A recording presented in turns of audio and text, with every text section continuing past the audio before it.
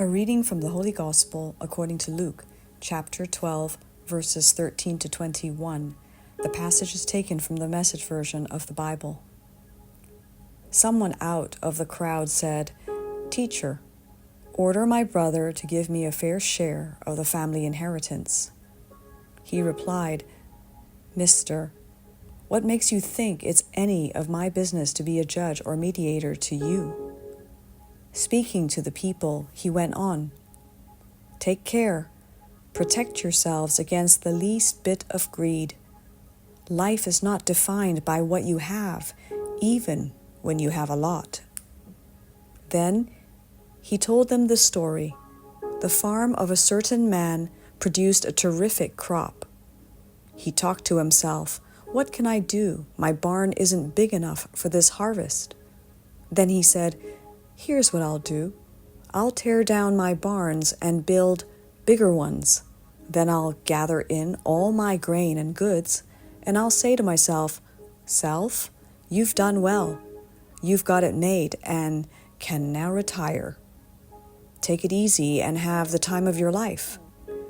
Just then, God showed up and said, "Fool, tonight you die, and your barn full of goods. Who gets it?" That's what happens when you fill your barn with self and not God. The Gospel of the Lord. Good morning. I am Father Joseph Matthew, and this is Coffee with God.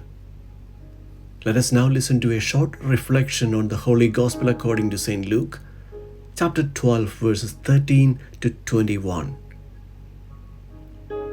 Count your blessings. Greed is often a cause of fear. We tend to cling tightly to what we are afraid of losing.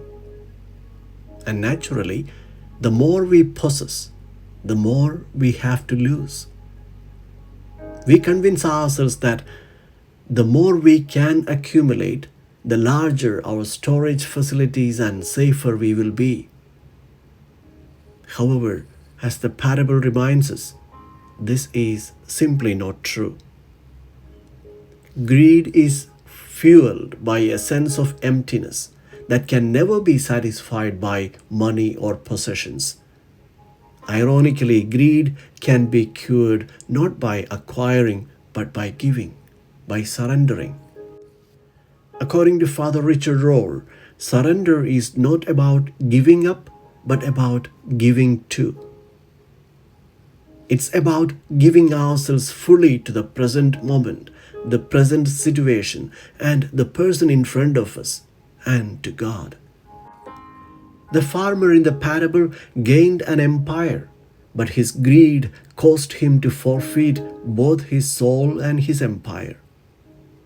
The man dealing with inheritance problems, driven by the desire to claim what he believed was rightfully his, was also at risk of being overtaken by envy, potentially losing sight of the wealth he already had and risking his relationship with his brother. When the pursuit of money becomes the driving force in our lives, when the desire for possessions starts to dominate us, our souls become increasingly impoverished in the eyes of God. Contemplating the message of the gospel presents a significant challenge. I have found it difficult to admit how greedy I am. Instead of defending or judging myself, the most effective way to conquer greed is to acknowledge the plenty that I already have.